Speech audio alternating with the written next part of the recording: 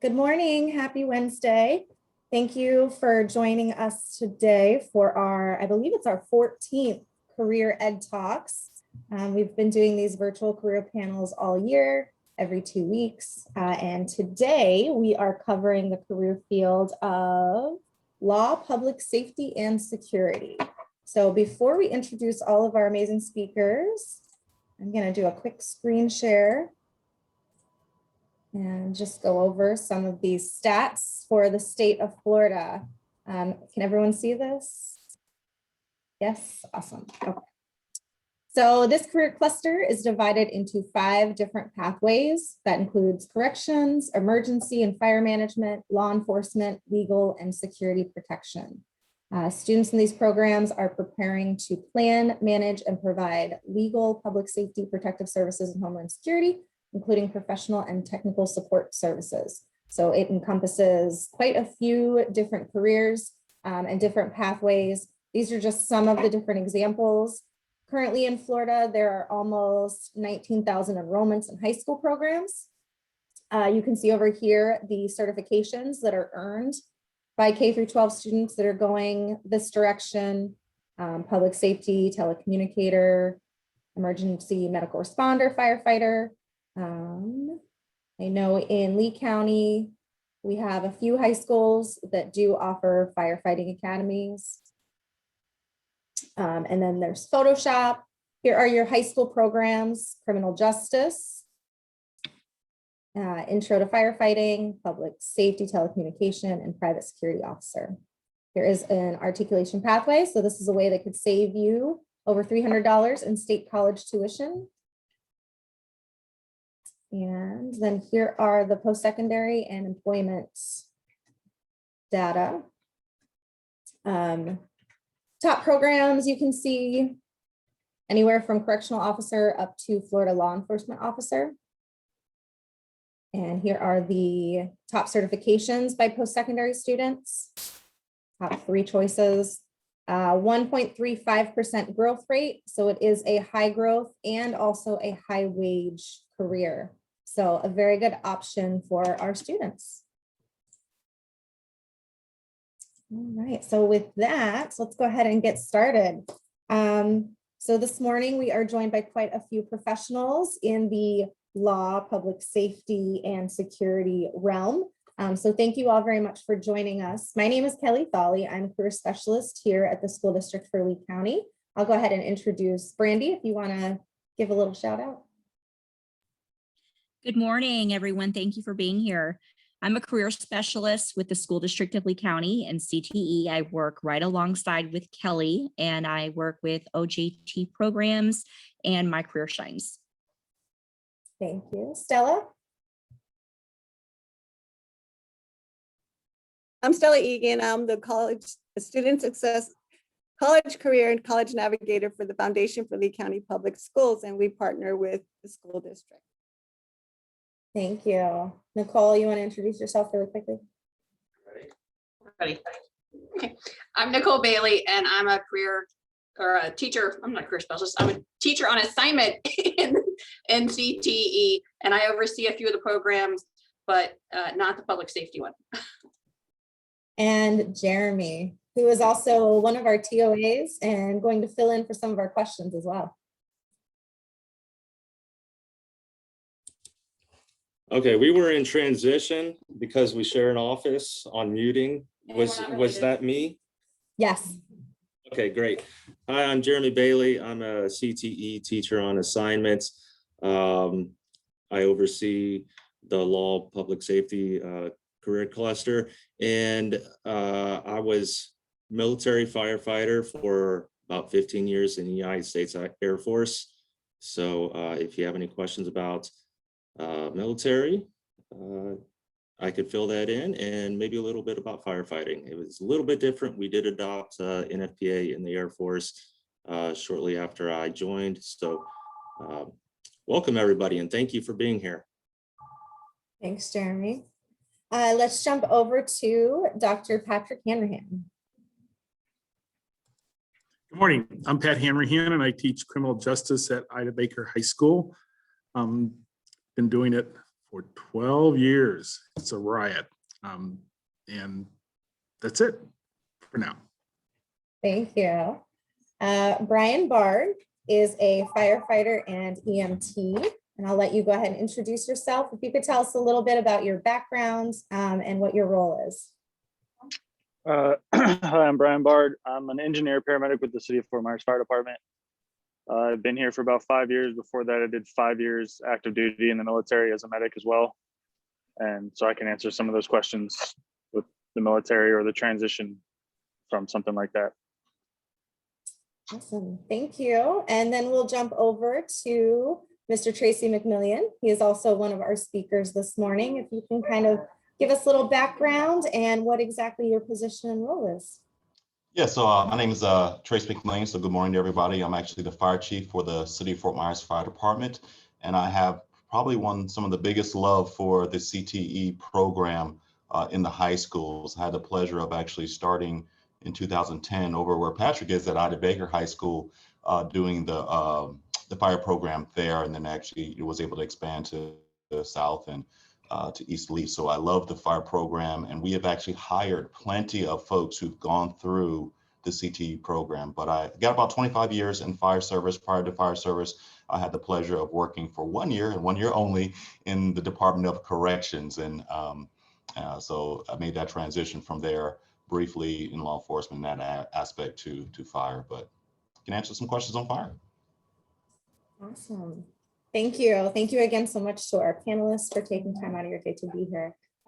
So we will start with the first question, which is what made you choose your career? So what kind of gave you that fire, no pun intended, that you wanted to be in this career and doing what you're doing? So let's start with Dr. Hanrahan. I'm going to preface this with do as I say, not as I do. I got into my career because I was a senior graduating from undergraduate school. My father called me and said, so what are you going to do next month when you're in the adult world? And I said, I don't know, maybe go on to grad school and get a master's in English. He suggested I take the LSAT and go to law school. I did practice law for almost 38 years and then retired. And we moved to Florida to retire. And then after 2 or 3 days was drumming my fingers on the desk and my wife said, find something to do. So I've volunteered to substitute teach and immediately fell in love with it. And that was 12 years ago, 13 years ago now. And that's how I ended up doing what I'm doing now. Now you're inspiring our next generation of lawyers. I hope. That's the plan, right? Jeremy, can you tell us how you got into the position that you're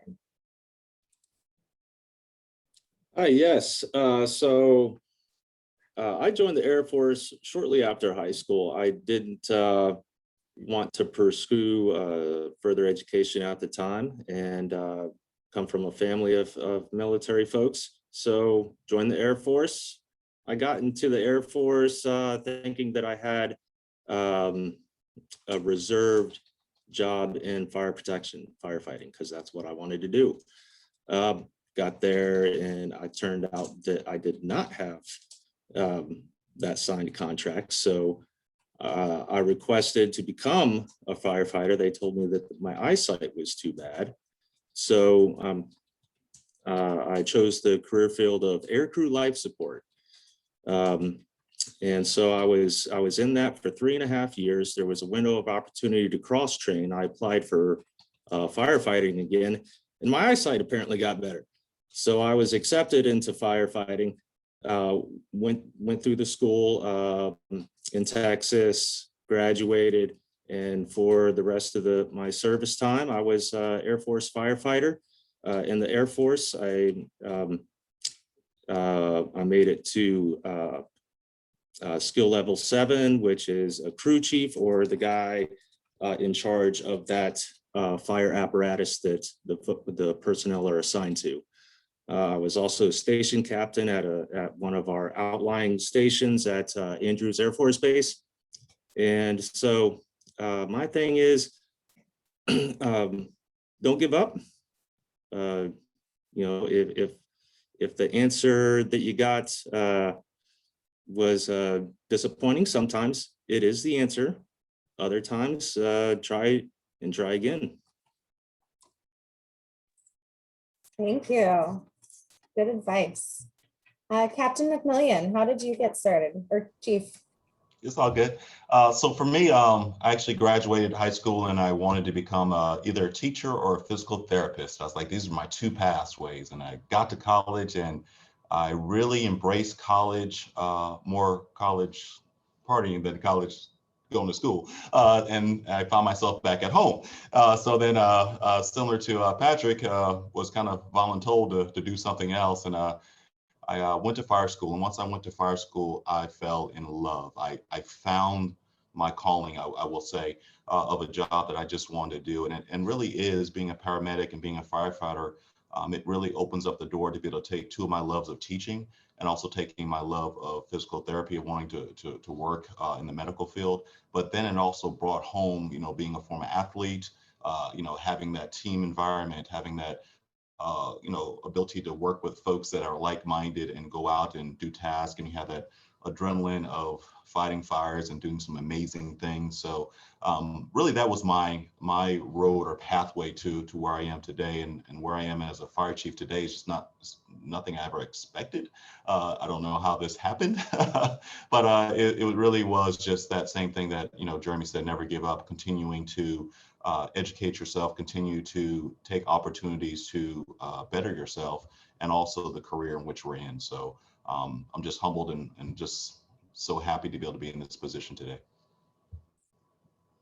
Awesome. Thank you for sharing. And you can tell that you are very passionate about what you do. And that's something that's important for our students to recognize too, what their passion is, and trying to figure out how they can incorporate that into a job so that they enjoy going to work every day.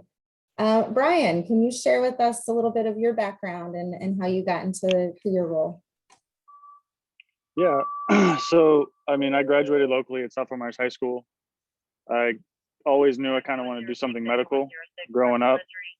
When I graduated, I didn't really have money for education. So I went into the military. I picked the medical field. I became a medic. I did 2 deployments. I really enjoyed the chaos and the camaraderie. So when I got out of the military, I thought, what's the closest thing I can do without getting shot at? And so I chose firefighter, and I've never looked back. It's been a great career field. I would choose it 100 times over. I wouldn't change the path that I took through the military to get education money to do the schooling that I've done. When I started as a fireman, and I kind of realized that I'm limited with my potential as an EMT. And so I went back to school and got my paramedic certification. And recently I've just promoted from firefighter to engineer. So now I'm in charge of driving the truck and running the pumps. And it's an incredible field. And I love coming to work every 3rd day. Awesome. And the schedule too, right? Like you said, every 3rd day. Yep, every 3rd day. So I get a weekend every time I work. That's awesome. And we'll get into that. That will actually lead us to our next question, which is, what does your day-to-day look like? Is it the same? Is it different? And I'm sure in this field, students probably assume that it's something different every day. But kind of walk us through what your schedule is. And I know Dr. Hanrahan had to jump off for a couple minutes. He will get back on. This is testing time in education, so that's what he had to go do. Let's start with Jeremy. Jeremy, what's your day-to-day look like? Because now yours is very different than it was. Okay, so my day-to-day now, being a teacher on assignment, having left the military, is a lot of research and making sure that certification testing is done right, looking to see what's on the CAPE funding list so that programs can earn funds to help their programs progress and support with the needs that they have as equipment and test tickets and stuff like that. So is in supporting the programs themselves. So we get grants, CTE, gets grants. And so we divvy out those funds between the many programs that are offered in the high schools today. So right now it's been primarily support and research and making sure that things function as they should. You want to share with us a little bit about what your day-to-day was in the military? Okay, so in the military, when I changed careers into fire protection, it was a whole lot different than aircrew life support, because that was Monday through Friday, where in fire protection, you're on a 24-hour shift, so you do need that rest time, because you could be waking up at 2 a.m. or to go to a call. So the shift schedule is different, and at different bases it is different. I had when I was at Eglin Air Force Base, I had a set Kelly day, and a Kelly day is an extra day off, kind of like an extended break from work for crew rest. And so mine was Monday. So every Monday I knew that I was off, unless for some reason I had to come in. Military, when you're told to come in, you come in. So on occasion that did happen. Supervising my airmen, on occasion I'd have to come in and correct them. But yeah, and then when I went to Andrews Air Force Base, it was a rotational Kelly day. So every 2 weeks I had a 3-day break, and then every third one of those I had a 5-day break, Kelly day. So day to day is you show up to work on time. You check out the vehicles, make sure that all the tools and equipment are accounted for and working properly. Then you clean. Then you drill and make sure that you're staying up on your skills and practices. Attend meetings, of course, and then when shift change happens, you do it again in the next 24 hours, and of course respond to calls. Large majority of calls in the Air Force were medical, so medical is obviously very important. We did in the Air Force, you were trained as an airport firefighter, a structural firefighter, and a wildland firefighter. So at the bases where I was located, wildland wasn't such a hazard in those areas. One of the biggest fires I was actually on was a wildland fire. It was mulch that hadn't been flipped, so it got real hot and it just spontaneously combusted and spread rapidly. But then there's also aircraft and structural. So just always be prepared, always be ready, get that crew rest. Thank you. Let's jump over to Brian. What does a typical day look like for you? What's your schedule like? All right, so our shift day starts at 7. I usually get here at 6:40, so I can kind of get the pass on from the previous crew, in which they tell us about any kind of issues that may have arose with the medical equipment, the truck, or just some kind of call that they might have had over the night. When I get on duty, I check the truck off. I make sure my equipment is ready to go, my gear, make sure my mask works and my bottle works, so in case we do get a fire. Then I check off the medical, because I mean, you never know when you're going to get a call and you're going to need it.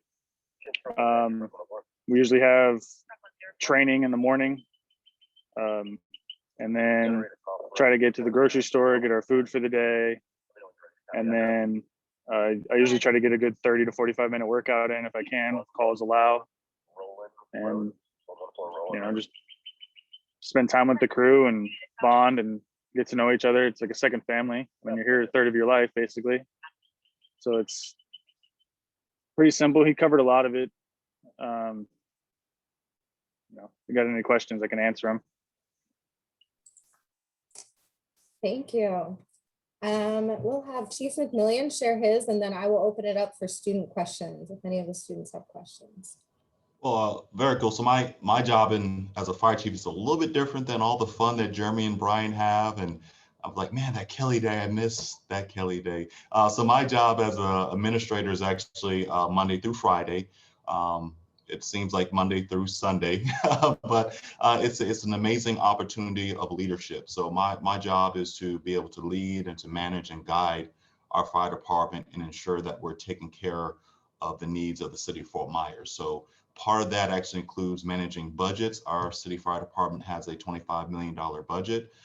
We're currently in the process of building a fire station. So part of my job is also working in that aspect. So we're building a $6.5 million fire station. So we get to do a lot with numbers. So pay attention in math. But no, there's a lot with numbers. There's a lot with people. And that's probably the biggest part of my job that I enjoy the most, is that I'm able to actually deal with our public. I'm able to deal with city officials. My direct report, I report directly to the city manager of the city of Fort Myers. So that's my boss. So I interact with him quite often, the mayors, elected officials, but more importantly, like say even our crews, and I do appreciate that relationship of being able to, still break bread and have lunch or dinner if I'm there late with the crews and still have that camaraderie. There are times where I'll take off this shirt and go downstairs and we'll play basketball in the bay, and just really have an opportunity to collaborate and talk and laugh and joke. So my job goes from this spectrum to that spectrum of, being in front of city council all the way to playing basketball in the bay, managing budgets as well as buying fire trucks or buying, stations. So it is just, for me, I love it because it gets the best of all worlds. And then when the tones come off or go off, I have the luxury of choosing whether I want to go or not, so if it's something obviously very major, I'll go. But if it's something that's a little low level, I'm probably not going to go to that. So I get the best of all that world of picking and choosing. But I pretty much get alerts 24/7 to anything that's taking place in the city, because at the end of the day, I'm responsible for those things that happen on a fire perspective in the city of Fort Myers. But I love it. I think it's amazing.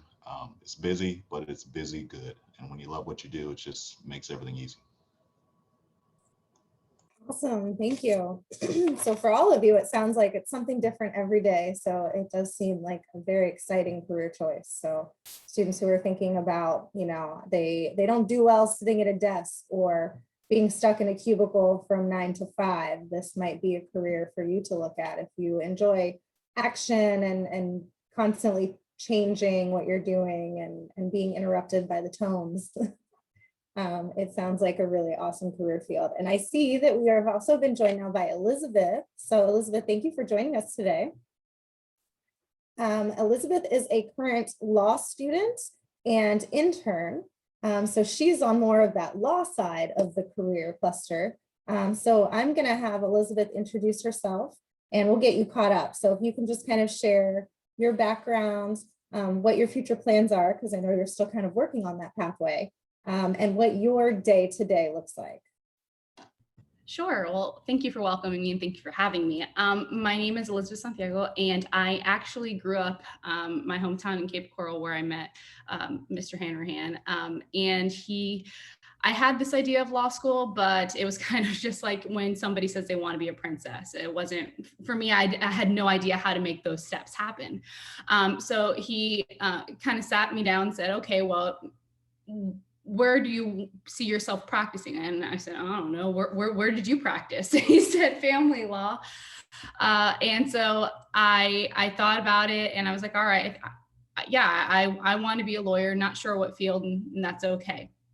I went to UCF and I'm currently my last year at FAMU. So I'll graduate in May. Right, thank you.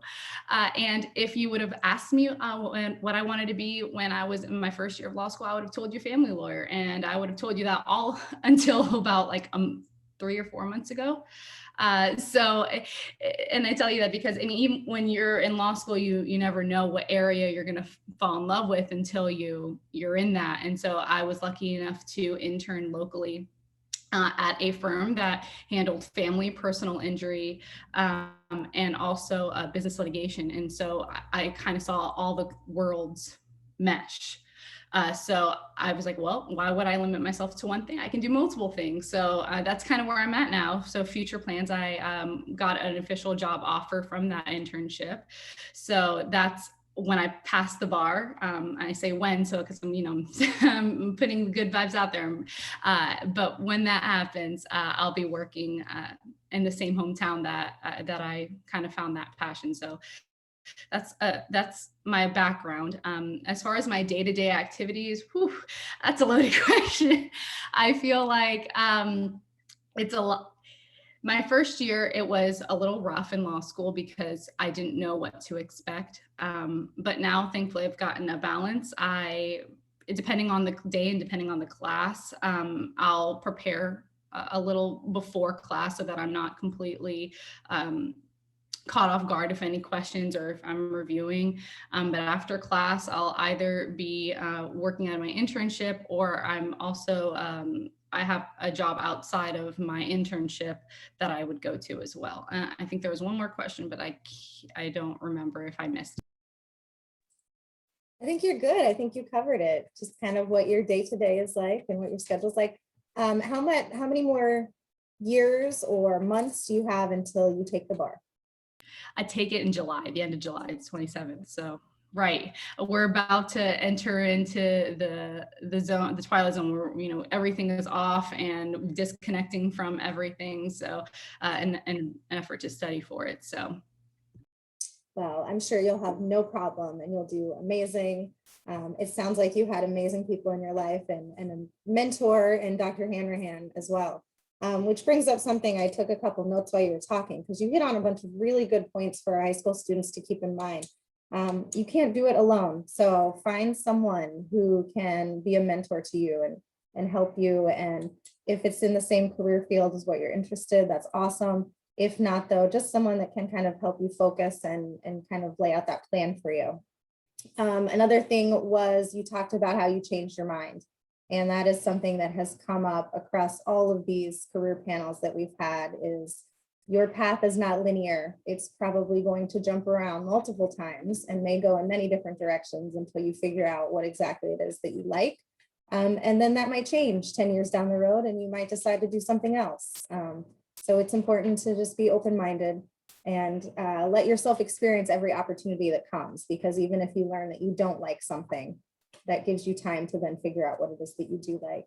And the last thing that I wanted to talk about was you talked about positive self-talk, and that's something that is huge. So keeping things positive and saying when I pass it and not if I pass it. So nice job. Thank you for joining us, Elizabeth. Let's pause here and see if any students have any questions. I know we had one student that was zooming in. So if you have any questions, feel free to unmute. If not, you can put it in the chat.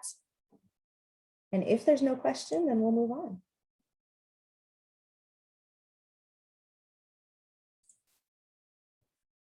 Okay, well then I have some more questions for you. One thing that students always want to know about. Oh, okay, she did send me one. She said, what's some advice for a senior that maybe doesn't know what to do after high school? So that's a very good question. What is something that you would tell right now a current senior? They've got 2 months until they graduate. What's some advice that you can give them? And we will start with Chief McMillian for this one. The first thing I would say is the same thing that, I have, children. My oldest is 26 and my youngest is 17.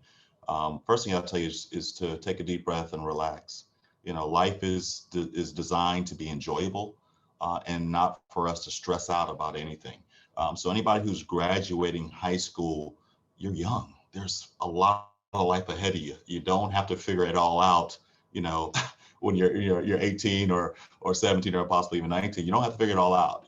Take a deep breath, relax, and then figure out what is it that you'd like to try.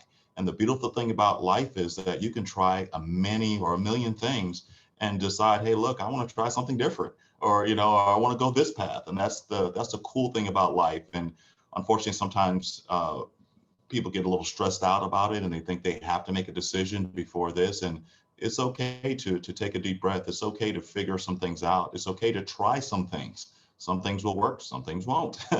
So some things will be enjoyable and some things won't, you know, so just, you know, take some time to figure out what it is you want to do. Start a path. I do believe, just my personal thing, never to be idle. Find something to do. It may not be your life work, but it's at least it's something that you can figure out. And through that figuring out, you may actually create networks. You may actually create mentors. You may create someone who's going to, lack of a better term, sow something into your life that you may be like, you know what, maybe I will pursue that, or help you to identify something that's inside of you that you may not see yet. So those would be my words of advice, is just to relax, take a deep breath, stay moving, doing something, and figure some things out, and be willing to say, I'm going to try something different.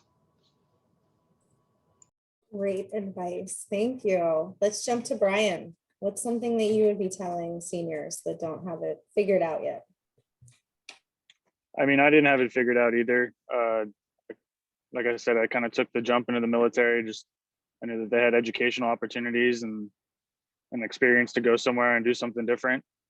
I mean, if you are interested, I know Chief McMillian can speak more on this, but we do have kind of a ride-along program. If she was interested, she could come ride along on one of our engines for the day, kind of see what it's like working with us, and just kind of get the day-to-day feel. Nothing else, at least try something, rule this out, or maybe it's something that you might really enjoy.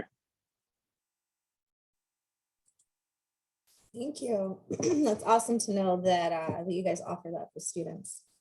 Elizabeth, what's something that you would share? You've been there not that long ago, right? Right. I actually was there. After undergrad, I actually graduated. So it's similar in the sense that it was right after graduation, and I had the same conundrum, like, I'm graduating now, what do I do? And I have to admit, I was scared, and I kind of fell into that pressure. And I kind of froze, and I did nothing. And that was one of my, regrets, but you live and you learn. And a year went by, and I called it my gap year. And I went into the field, and I was a paralegal. I went from someone who answered the phones to then, someone who would be accessing calendars. I kind of moved up in that year. And then it happened again, where I was like, oh man, like, this is the time where I either have to kind of apply or not apply. And that deadline came quickly approaching. And I was like, you know what, I had in my experience, I know this is what I want to do. Let me just apply. And I just kind of put it out there, and I had it in my head where if it happened, it did. And if it didn't, I'd work and I'd find another game plan. So, and that was kind of my experience. But I realized that people may not know what they want to do, and that's fine. I know one of my good friends told me, he's like, listen, my parents, they didn't find what they wanted to do until they were, while I was in high school, and now they own 2 businesses. And they're in their passion, they're thriving. So there is no timeline. You make your timeline. So I just would advise that you take that time to learn about what you want to do, what you like, what your passions are, what you're good at, what you're not so good at, and kind of go from there. But it's been said, relax, you're fine. You're on no one's timeline but your own. Thank you. Jeremy, any advice?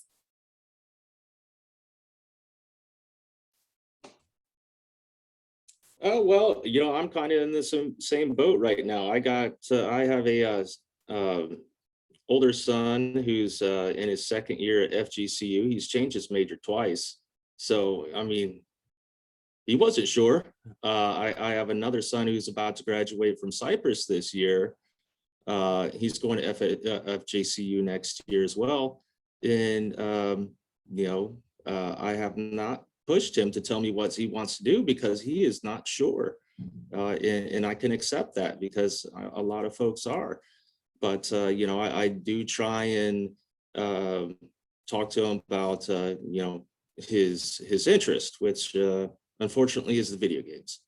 So I was I was thinking, okay, you like those games. Wouldn't you like to create one maybe? I don't know. Maybe there's a game that doesn't have something as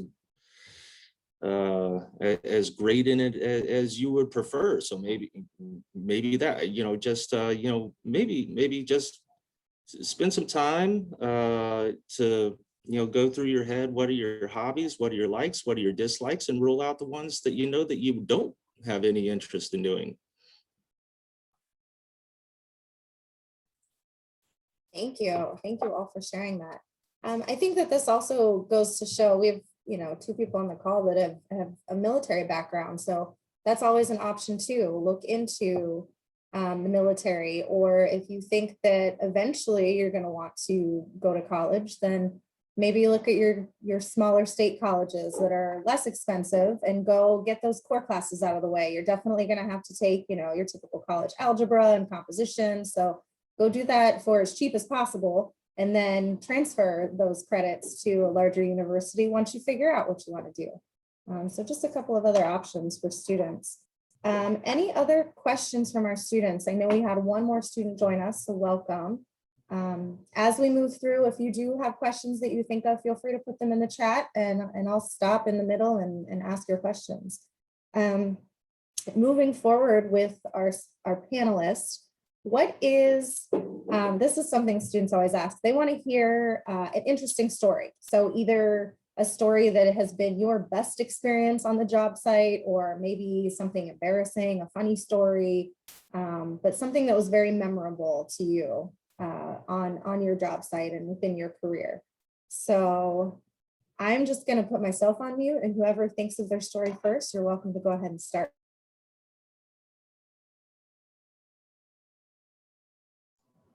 I'll jump in there. So Brian knows this story, but I've been in the fire service for 25 years. And one of the most embarrassing stories that will probably stay with me for the rest of my career is as a very young firefighter, I had the pleasure of setting our fire station kitchen on fire. So that is, this guy did it. So that's just a story that seems to live and reoccur. So I've had the pleasure of actually, doing a lot of teaching, EMT school at FSW, teaching fire school here in Southwest Florida. And it's funny, whenever our kids or our students would go out and do internship, they would always come back to the lecture and ask, hey, Instructor McMillian, tell us about French fries in the fire station. I'm like, the story comes up, it's just one of those stories. So it was actually French fries and sloppy joes was the meal that we were going to have. So as Jeremy and Brian have actually already spoken to, we go to work, we have a plan of the day that we're doing. And then with tones drop, we have to go respond. We have to leave what we're doing and go immediately to that call and figure out that emergency. So on this particular day, we were stripping and waxing the floors at the fire station in the midst of also cooking. What's wrong with multitasking, right? So while we're doing that, we actually get a call for a structure fire in which we would have been second due, meaning the second due fire apparatus to arrive on scene. So I was driving that day, jumped in the truck, we're rocking and rolling down MLK, lights and sirens. The captain looks over at me and he says, hey, did you turn off the stove? Oh, I didn't turn off the stove. Did you turn off the stove? We look at it in the back and, one of our captains now, Mike Lewis, hey, did you turn off the stove? Nah, man, I ain't turn off the stove. We're like, oh, geez. We wound up getting canceled. Why not being a fire that we needed to respond to? Whip the truck around. We hustle back to the station just to see black smoke. I mean, the blackest smoke I've ever seen in my whole career, just pouring out of our kitchen fire station because we left the door open because we're stripping and waxing the floor of those chemicals. It is by far the fastest fire I've ever put out in my career. But truly, that is something that will be memorable and in proper fire department fashion. This is one thing we love about our family is they made me a clock out of the pot that caught on fire. So it's actually in my office over there, and I've had it for the last, actually, it's been at 19 years. I've actually had that pot for 19 years in every office, in every place. And I say this to say that there's no such thing as failure. There's nothing but things that come up in your life to actually grow from. And I use that pot as a place of humility to always make sure I remember that stuff happens, things happen, and just always stay focused and realize this is what life is all about. Things will sometimes go bad. So that is my story. However embarrassing, the fire chief that burnt down the fire station. That's me. I love it, but it didn't hold you back. You're still chief, so they at least trusted you eventually.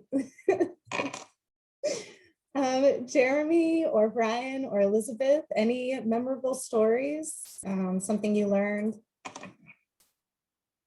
I got, so my first fire actually on this department, I was brand new, maybe 2-3 months on. And we had an office unit catch fire right around the corner from the station.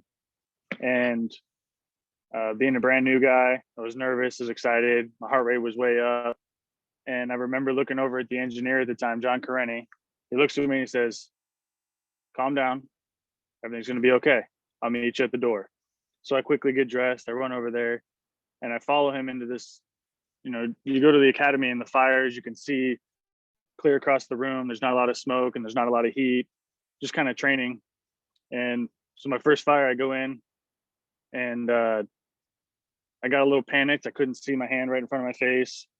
And I just remembered finding John Karenny, turned around and looked at me and he gets our faces real close together. He's like, it's not your emergency. And that moment really stuck in my head. We ended up leaving the unit that was on fire to be going to the adjacent unit. We pulled out 7 puppies that were in a groomer next door. And it was just nice to kind of get that moment from a senior guy to really reach out to me and calm me down, and then to be able to do something productive like pull out dogs out of a, you know, a smoke-filled unit. Really kind of, I guess I started off my career with a good start. It's a great story. Thank you for that. Jeremy, Elizabeth, and I believe Dr. Hanrahan is back as well too. So Dr. Hanrahan, if you're on, I see you, your class is back. Hi, good morning. So the question was a story or something that is very memorable about your career. So Jeremy, Elizabeth, or Dr. Hanrahan? Ladies first.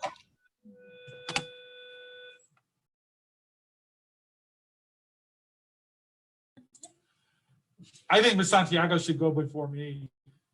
Okay, it's fitting because it's actually about you. So I actually have 2 memorable moments, and my career as a law school student is what I'm here to talk about for the students who are joining us. So I had 2 moments where I just kind of doubted myself completely. And it got embarrassing. So, and it was a little frustrating for me because my mom had never gone to law school. I didn't have any family, still don't, that could relate to me or understand. And although they, you know, would offer nice sentiments, it was a little kind of overwhelming to be carrying this weight. And I remember one time I was in my dorms at UCF, and the other I was at my apartment when I was in law school my first year. And I just really didn't think that I could move on in either situations. It was a new field every time I went. So I called my mom the first time and I spoke to her, and then I texted Hanrahan, and automatically he was able to kind of restore my confidence. But the second time in law school, when I didn't think I would be able to move on, and it wasn't even actually me who reached out to him, it was my mother, because she didn't know how to handle the situation. She couldn't figure out how to make me feel better, how to reassure me that I would be okay. And then all of a sudden I get a call from Hanrahan, and he, in Hanrahan fashion, kind of has a way with kind of giving it to you and giving it to you real, and making sure that you understand the situation, and that you're not kind of caught up in your emotions or your fear, most importantly, because that was me. I was afraid of failing. So in both of those instances, he was kind of able to bring me back. And that to me was just my moment that they're completely memorable, because I'll always remember those. I still do. I can tell you the room I was in. I can tell you all those things. And that kind of is mentorship, as you were talking about earlier, and why it's so important to find those people who are in your corner who want to see you succeed. And those are my 2 memorable moments in law school and in undergrad. And hopefully I don't have any more coming into the bar exam, but Hanrahan, just keep me on speed dial just in case. Awesome. Hanrahan, would you like to share your story next? Sure, and probably for the first time in my life, this won't be about Miss Santiago. Probably the most memorable moment I've had in my career was not as a teacher, but as a lawyer. I was involved in a case in which a man took 2 children from their mother and was trying to leave the country with them. And the only way that we found out about it was because in a garbage can at the house when the mom went to pick up the kids, there was a torn up passport application for one of the kids. The short version is we contacted the local sheriff's department. I contacted the local sheriff's department. They were great in working with me. They helped me get in touch with American Airlines. They provided an escort for me. It was the second time I rode in the back of a police car in my life. This time it was a good time. The first time's a completely different story that I don't want to talk about. And literally we went to the airport, boarded the plane where Dad was with the 2 kids he was trying to leave the country with.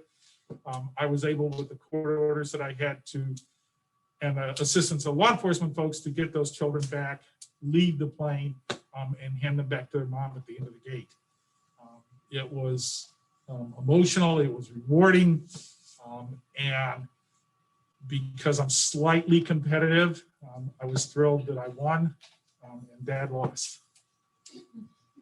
That's probably the most memorable experience I've had as a lawyer.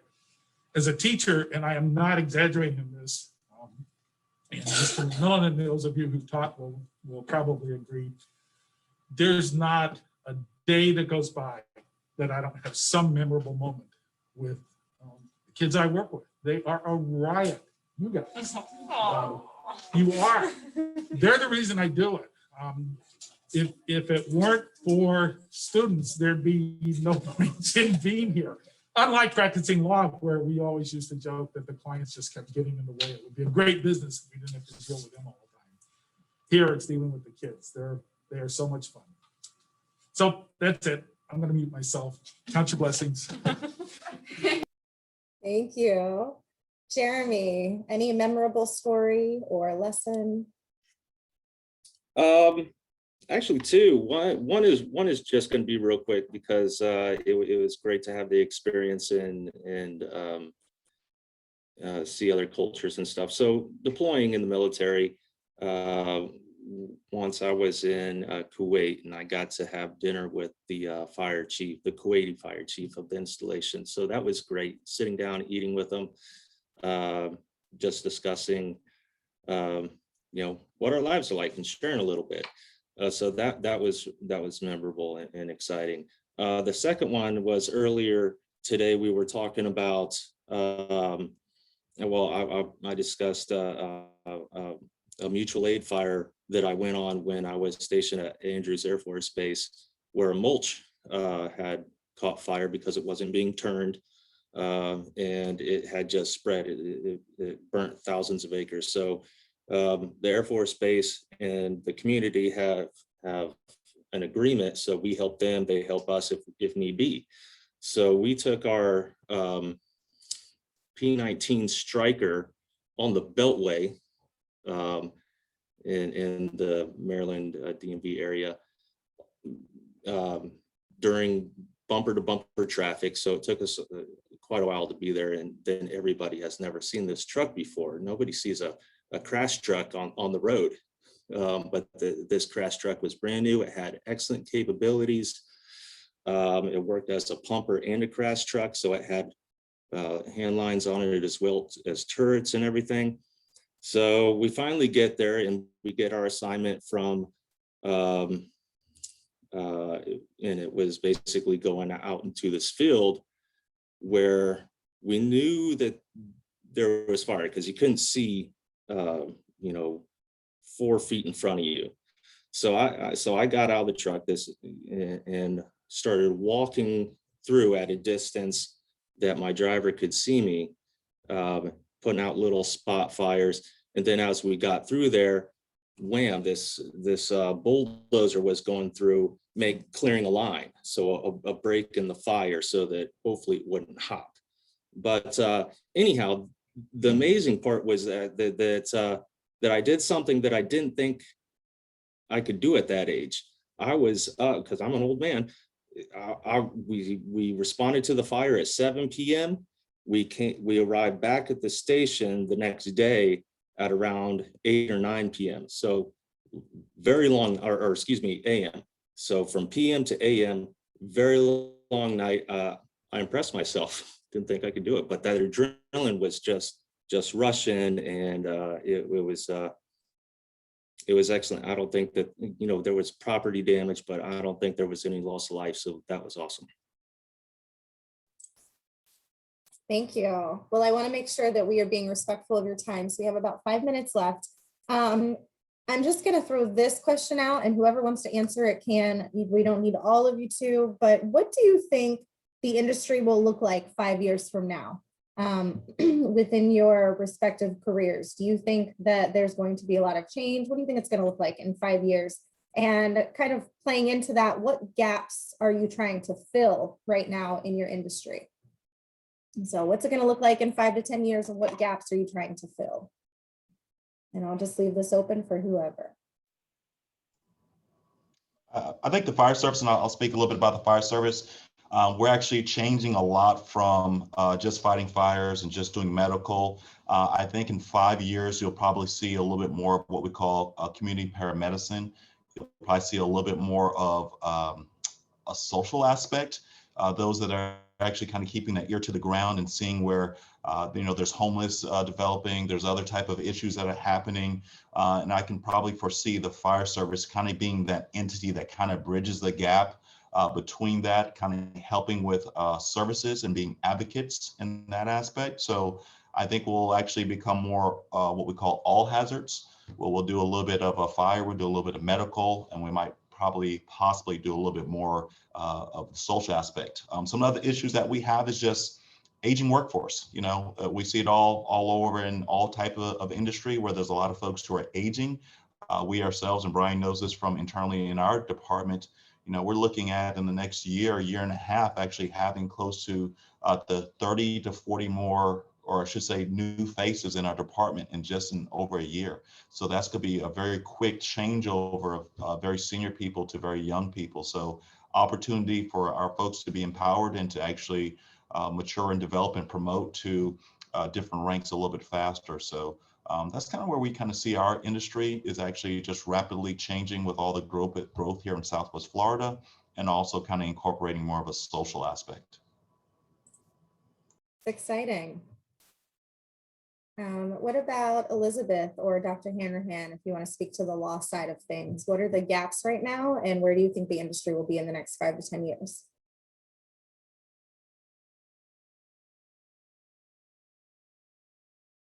I see him walking up, Sophie.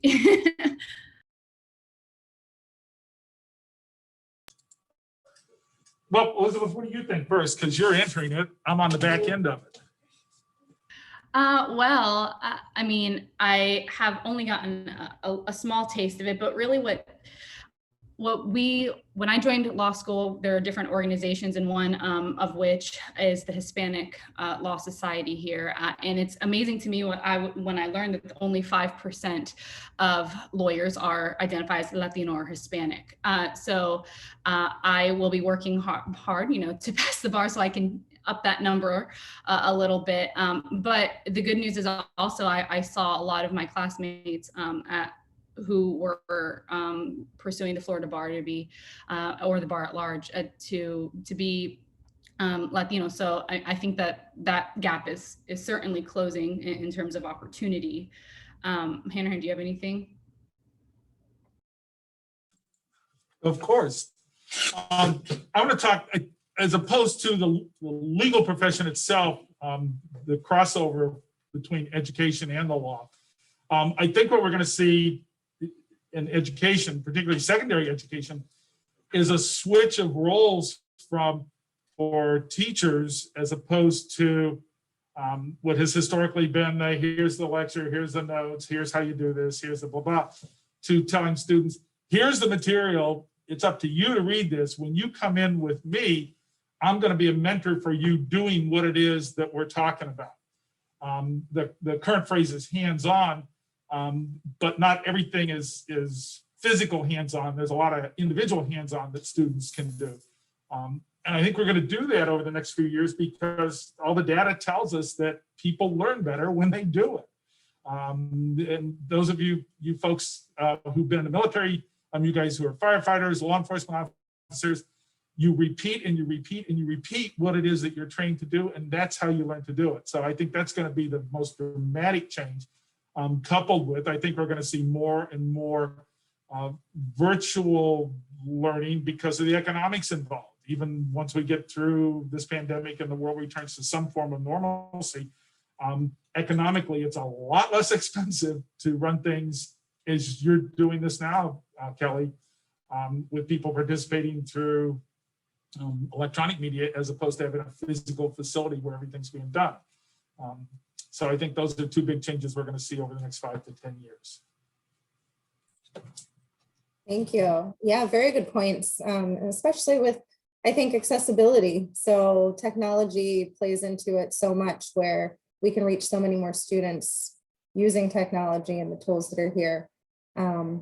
Awesome. Well, thank you. And Elizabeth, I love that you touched on representation. I think that's so important across the board in all career fields. So we're rooting for you to pass that bar. So you've got us all in your corner.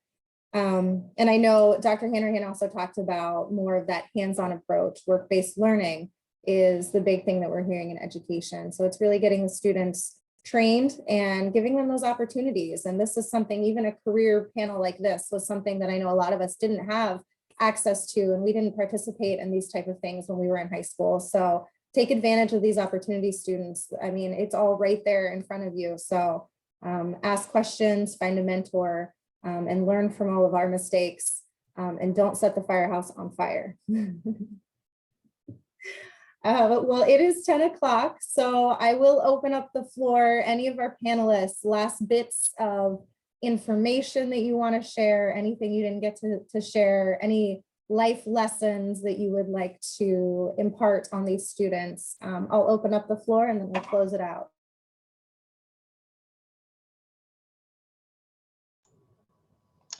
I'll just say it again here, just relax, enjoy life. Life is so amazing, take it in, don't feel pressured. And one of the phrases I always would give my students in the fire academy was this, is that, hey, look, don't spend your life trying to reach for the stars. How about spend your life trying to be the star that other people try to reach to be?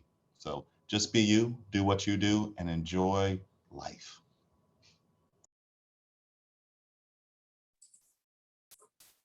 Any other closing thoughts? All right, well, I will do a quick screen share then so that we can kind of go over what's coming up next. Today was our Law, Public Safety, and Security, and I want to give a special thank you to our panelists. Thank you so much for being here with us today and imparting your knowledge onto all of our students.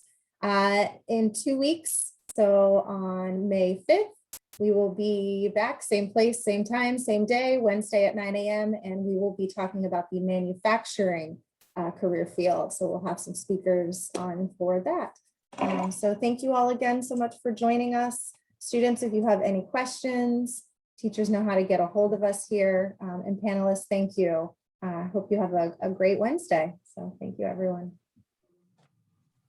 Thanks. Bye-bye.